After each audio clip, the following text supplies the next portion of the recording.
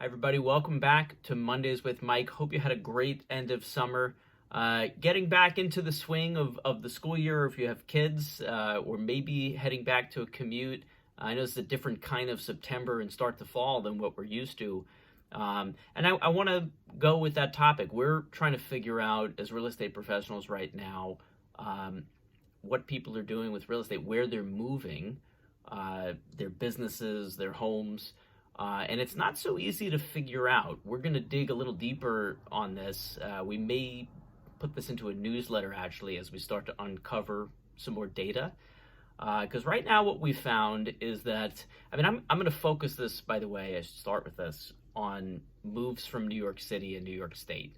That's where we're based. So certainly there's a lot of moving going on all around the country. But there's been a particular focus, especially in the tri-state area, on New York City. The New York Post had an article, I think, last week where the front page was, start spreading the news, we're leaving today, something like that. A lot of gimmicks. It makes for good headlines. And in fact, there are a lot of people who've left the city or are leaving the city. The question is, where are they going? How long are they going for is a very important question. And I guess, maybe there are only two questions, at least right now. So we've got some data, and I'm going to kind of deviate a little bit from my normal, just talking offhand, and I'm going to actually look at some data points because I want to get this right, and we're trying to really nail this down. So there were 246,000 people who applied for a new address from New York City, and that's not just Manhattan, it's New York City. It doesn't sound like a lot when you consider there are 8 million people who are residents of New York City.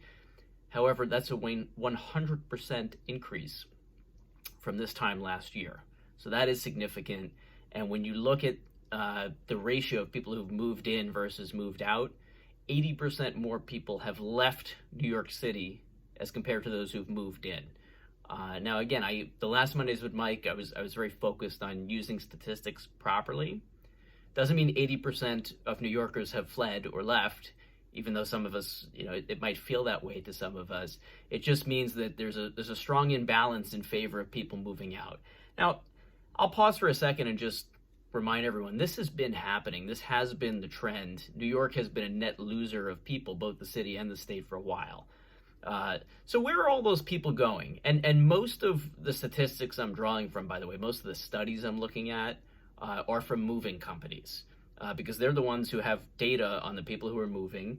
But this is rough data because not every mover has all the moves. There's no monopoly, not even close. And some of the news sources that are reporting this, they tend to editorialize a little bit. So take this with a grain of salt. But what's being found is that 78% of the people that are leaving New York City are leaving for other parts of the tri-state areas. That includes Long Island, Westchester, upstate New York, but also New Jersey and Connecticut when we talk about the tri-state. All right, so people haven't gone very far. It doesn't account for anybody who didn't hire a mover, people who were do-it-yourselfers or maybe just took a few things. Maybe they have a second home, left the city, but didn't have to pack up or sell. They're not included in these numbers. So again, it's very rough. But to me, that's a promising sign. It means that the vast majority who have left New York City, Manhattan in particular, are kind of waiting to see what happens. We don't have good sales data yet. We're going to start to get it as more and more closings start to happen. But it's not totally clear yet how many New Yorkers have moved and purchased homes in the suburbs and other states. So some of this is semi-permanent, may not all be permanent.